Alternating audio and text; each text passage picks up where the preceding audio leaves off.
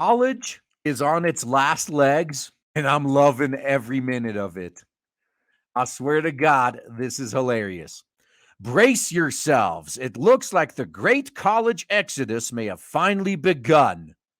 I'm sure the people who've actually been listening to me and not calling me a crazy conspiracy theorist the past few years are not surprised by this at all.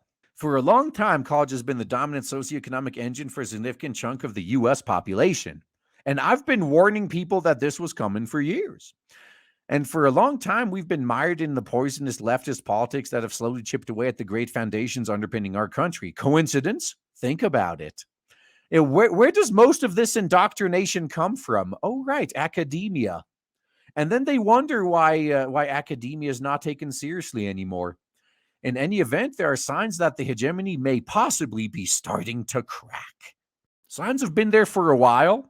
We've covered plenty of stories of colleges that they make stupid decisions and lose 50 to 75% of their admissions, colleges getting shut down. We've talked about this, but it's accelerating. Colleges scramble to recruit students as nationwide enrollment plunges. There's more colleges than there is demand, especially from men.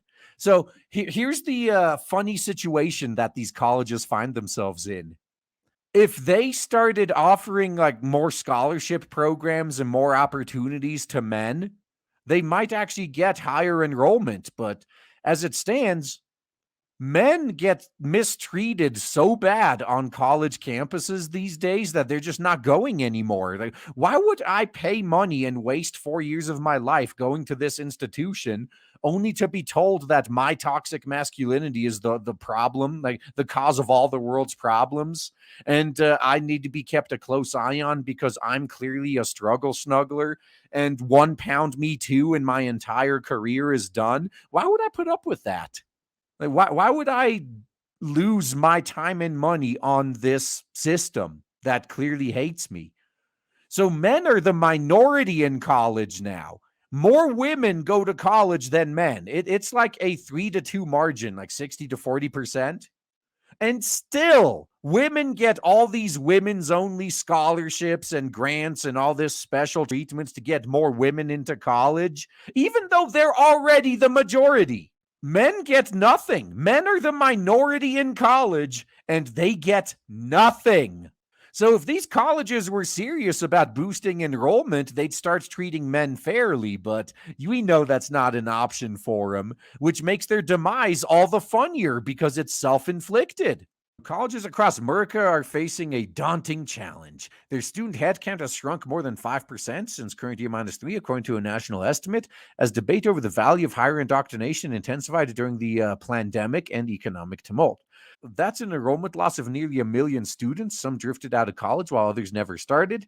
Many colleges are on an urgent quest to keep current students and recover lost freshmen. At stake are not only the indoctrination and career prospects of huge numbers of young adults, but also financial health of regional colleges and universities. Oh, how sad. These indoctrination centers might go broke? Say it ain't so. Once students leave, they often don't return. Gap years can become permanent. Oh, really now? Gap years can become permanent? Yes, please. Consider, meanwhile, the wisdom of some of the students deferring higher indoctrination. Brianne Steinman plans to take a gap year to work at a nursing home after graduation. High school during the pandemic with long spells online or wearing masks has felt grueling. For now, the paychecks beckon. She wants to earn and save. I need a break, Steinman said. I definitely need a break. I just want to work. That's all I want to do.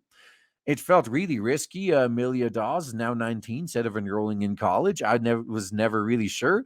You don't put that kind of money out. You don't make that kind of commitment if you're not sure. I don't think it was the responsible thing to do. Wow. This is, if all Gen Zers are like this, then there is hope for the future. Because this is pretty much what I advocate for. Do your research. Make sure it's actually worth it. Unless you desperately want a job that requires a degree, there's no point. Maybe in the future, I'll take it bit by bit with online classes to do it while I'm doing hair and makeup, wherever that takes me, Dawes said. Maybe I could get a business degree and move up in the field. If you're an entrepreneur, you don't need a business degree.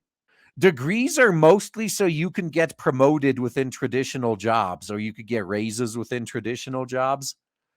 But if you work for yourself, the degree itself is worthless.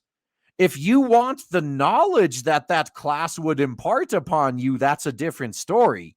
But if you are self-employed, degrees are worth less than toilet paper. Young adults assessing the sky-high costs of college, they apparently limited payoffs, the attraction to start working and making money and building your career instead of taking a bunch of irrelevant classes for 4 years? What is this strange, indescribable sensation I feel welling up inside me?